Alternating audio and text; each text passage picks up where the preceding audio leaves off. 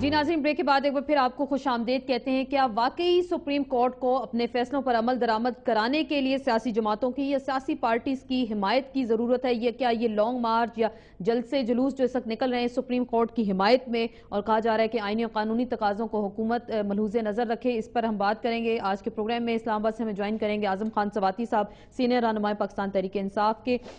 लाहौर से हमें ज्वाइन करेंगे उज़मा बुखारी साहिब, रुकन पंजाब असम्बली है, पाकिस्तान पीपल्स पार्टी पार्लियामेंटेरियन से आपका ताल्लुक है। खुरम दस्तगीर साहब हमारे साथ टेलीफोन लाइन पे मौजूद होंगे, रुकन कौमी असेंबली है, पाकिस्तान मुस्लिम लीग नून से आपका ताल्लुक है। आज़म सवाती साहब, सबसे पहले आपसे गुफ्तगू का आगाज़ करेंगे। क्या बाकी सुप्रीम कोर्ट को मदद की ज़रूरत है? क्योंकि सुनामी मार्च आप लेकर आए, लॉन्ग मार्च नवाज शरीफ साहब लेकर आ रहे हैं, तो सुप्रीम कोर्ट आज़ाद इदारा है, तो सियासी जमातें साथ कोई लेबल तो नहीं लगाना चाह रही हैं इस वक्त? नहीं बीबी, ऐसा नहीं है। सुप्रीम कोर्ट को ज़रूरत नहीं है, मुझे और 18 करोड़ लोगों को ज़रूरत है कि एक ही वो इदारा है जो पासदारी कर रहा है किसकी, कानून की, और कोशिश कर रहा है कि उसके ऊपर अमल हो सके। और जाहिर है कि ये एक ऐसा इदारा है, एक ऐसा इम्पार्शल इदारा है कि जो मुकन्ना जो कानून बनाती है उसकी और एग्जेक्टिव के दरमियान के अंदर वो एक बैलेंस जो है कायम करता है। ये सुप्रीम कोर्ट को ज़रूरत नहीं है, लेकिन मुझे और पाकिस्तान की कौम को इस मुल्क के अंदर कानून पर अमल दरामद करने के लिए ज़रूरी हो चुका है कि अब हम लॉन्ग मार्च करें, उसके साथ सॉलिडरिटी शो करें, क्योंकि जिस मुल्क के अंदर कानून नहीं है, एक महज़ब और एक गैर महज़ब माशरे के अंदर या मुल्क के अंदर फ़र्क ये है कि वहाँ पे पैरामीटर बने हुए हैं प्रो एंड कॉन्स है कानून के, और कानून पर जब अमल दरामद नहीं होगा तो एक गैर महज़ब माशरा जो है वो पैदा होता है। तो अभी इस वक्त इसका मतलब ये कि हमारा माशरा गैर महज़ब माशरा हो गया, इस वक्त अमल दरामद नहीं हो रहा। देखिए, जहाँ एक गैर महज़ब माशरा की जब मैं बात करता हूँ तो इसमें कौन से वो अवामिल है, कौन से ऐसे लोग हैं कि जिनकी वजह से गैर महज़ब माशरा कहलाता है। मुझे सोमालिया से, मैं आपके वीवर के साथ शेयर करना चाहता हूँ, सोमालिया के एक प्रोफेसर जो 40 साल पहले यूनिवर्सिटी के अंदर, कराची यूनिवर्सिटी के अंदर PhD करके गया है, वो मुझे लिखता है कि is the same Pakistan that I am seeing today which I saw 40 years ago and I got educated from Karachi university. तो आज पूरा मुल्क जो है खैजान की सूरत के अंदर है। वजह क्या है कि हमारे हुक्मरान जो हैं वो चूंकि कानून की पासदारी नहीं कर रहे और एक अनार्की की तरफ जो है इसको धकेल रहे हैं।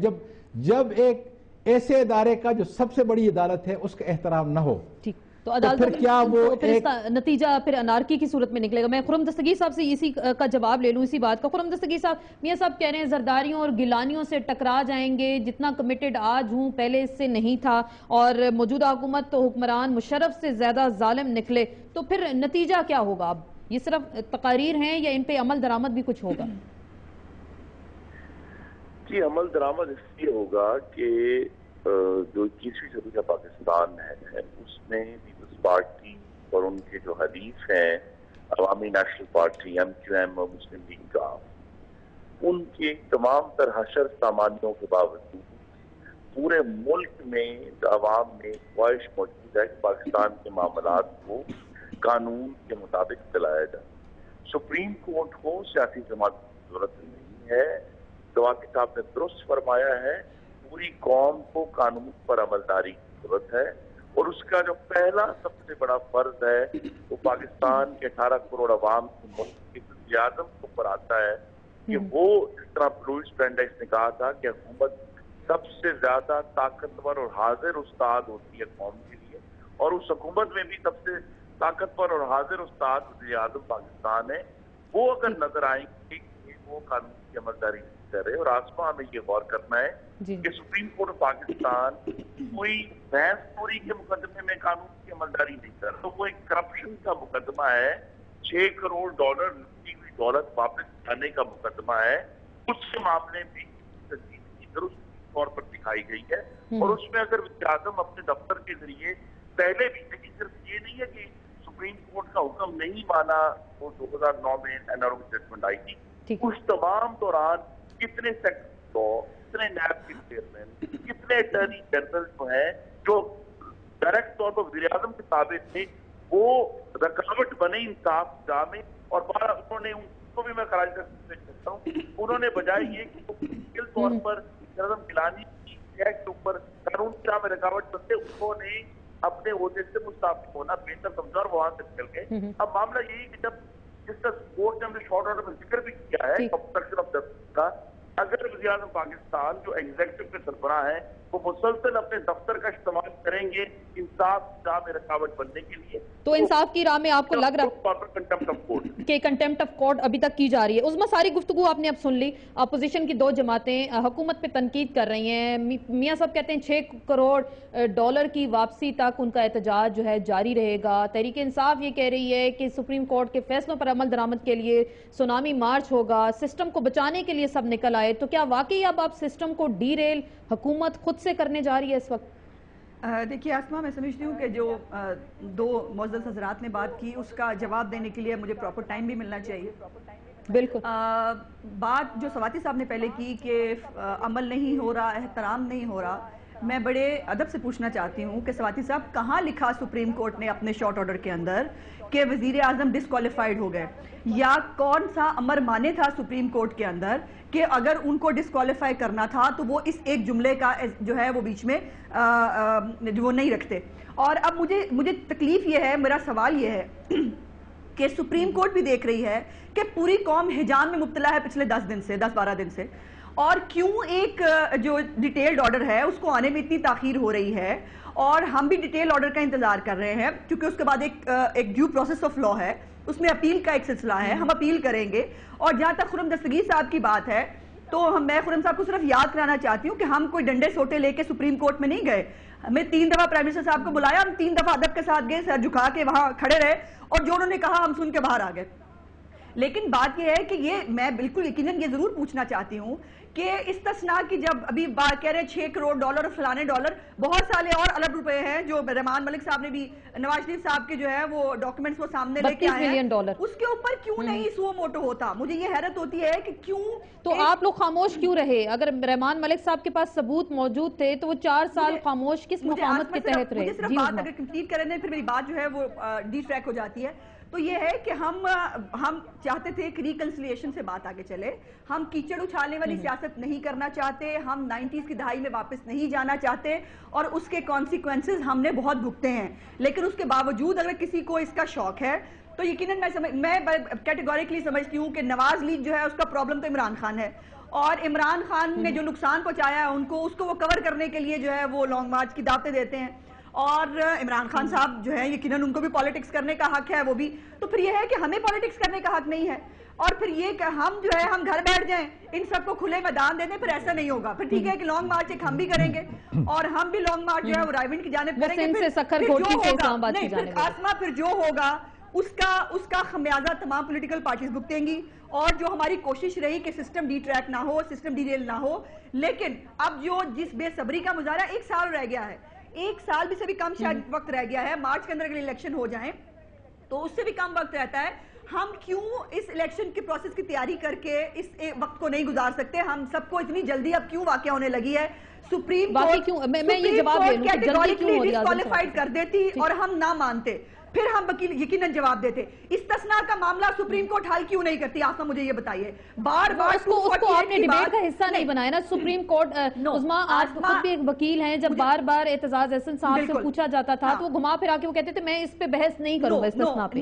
وہ کلیم کر لیتے تو وہ شاید زیادہ بہتر ہوتا. میں بتاتی ہوں میں بھی, مجھے صرف سوچی صاحب 2 لائنیں اجازت دے دیجئے.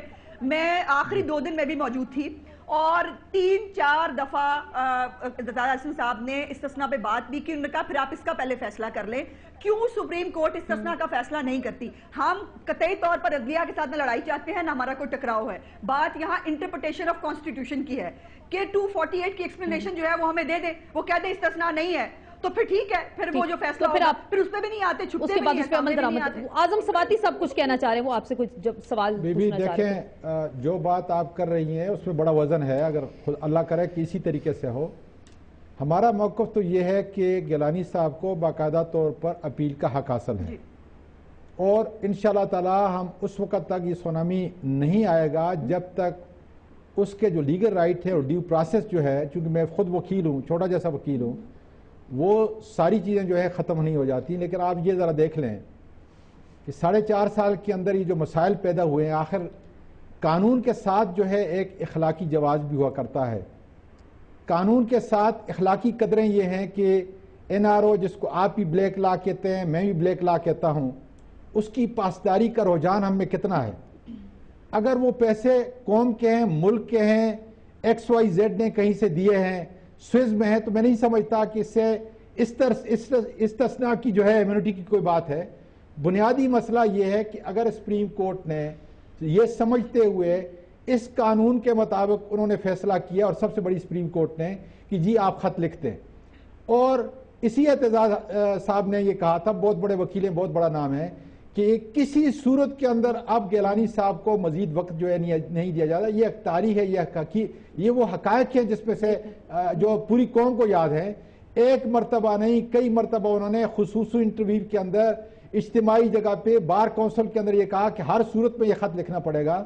میں سمجھتا ہوں کہ اگر اس پوری ہماری جو بحث ہے یا پورے جو معاملات ہیں اس کو میں اس طرح سمیٹوں گا کہ میرا خیال ہے کہ سپریم کورٹ کے اتنے واضح احکامات کے مطابق اگر عمل ہو جاتا تو یہ ساری باتیں نہ ہوتی, اور ملک کو جو ہے کم از کم جو ہے اس مشکل وقت سے نہ گزرنا پڑتا. ملک واقعی مشکل صورتحال سے دو چار ہے. پیپلز پارٹی تو وہ کہہ رہی ہے وہ دفاع کریں گے, اپنا اپیل کا رائٹ ہے ان کو, اس سے پہلے بھی وہ اپنے کارڈز اچھے طریقے سے پلے کر رہے ہیں. تو خرم صاحب آپ کیا پھر دیکھ رہے ہیں کہ اس کے بعد ہوگا کیا؟ سب سے پہلے تو یہ ہے کہ اگر اس $6 کروڑ میں کوئی خرابی نہ ہوتی, لوٹ مار نہ ہوتی, تو پاکستان کے برطانیہ میں ہائی کمشنر محترم ماجد شمس الحسن خود نفس نفیس تشریف نہ لے جاتے جنیوا سے وہ تمام ایویڈنس کے جو ڈبوں کے ڈبے تھے وصول کرنے کے لیے. وہاں کوئی نہ کوئی خرابی موجود ہے اور انشاءاللہ وہ باہر آئے گی. دوسرا معاملہ صرف یہ ہے کہ جب ہم بات کرتے ہیں کہ استثناء کی, وزیر اعظم کے پاس استثناء ہے صدر کو حاصل, اور وہ کلیم صدر نے کرنا ہے. وزیر اعظم صدر کے استثناء کے بنیاد پر عدلیہ کا حکم ماننے سے انکار, وہ کہہ رہے ہیں نا پارٹی کی پیٹھ میں چھرا نہیں گھونپیں گے. اب پارٹی کی پیٹھ میں جب آپ کہتے ہیں کہ چھرا نہیں گھونپیں گے, اور صدر مملکت جو ہے نجی ٹی وی کو انٹرویو دیتے ہوئے باتیں ہیں کہ جب تک میں صدر خط نہیں لکھا جائے گا, اس کا مطلب یہ ہے کہ دونوں اپنے جو حلف ہے انہوں نے اٹھایا تھا ان اعلیٰ آئینی عہدوں کی پیچاج دیتے ہوئے کہ ہم اپنے جو ذاتی ہمارے انٹرسٹ ہیں اس سے بالا تر ہو کر پاکستان کے لیے کام کریں گے. جو ان کی سیاسی فائدہ ہے, اب ظاہر ہے وہ ان کے حلف میں لگتا یوں ہے کہ وہ اوپر آ گیا ہے, پاکستان کے جو حلف اٹھایا تھا وہ نیچے چلا گیا.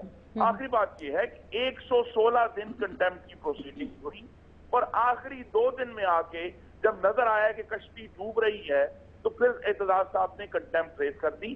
کنٹیمپٹ جب بھی ریز کرنی ہے جناب صدر کے وکلاء نے ریز کرنی ہے. اب مسلم لیگ نون کا موقف یہ ہے کہ جب تک اپیل نہیں ہوئی اور ابھی تک اس جو سزا ہوئی اس کے خلاف کوئی اسٹے نہیں آیا, وزیر اعظم 26 اپریل 2012 سے لے کر آج 7 مئی تک سزا یافتہ مجرم ہے. اور یہ جو مسلم لیگ جس چیز پر تحریک چلا رہی ہے وہ اس بات پر ہے کہ 18 کروڑ پاکستانیوں کا وزیر اعظم $6 کروڑ کی 6 کروڑ کی واپسی تک آپ کا احتجاج جاری رہے گا. جواب ضرور لیں گے, خرم دستگیر صاحب بھی اس سے جواب دیں گے, اعظم سواتی صاحب بھی جواب دیں گے, لیکن ایک مختصر سے بریک کے بعد.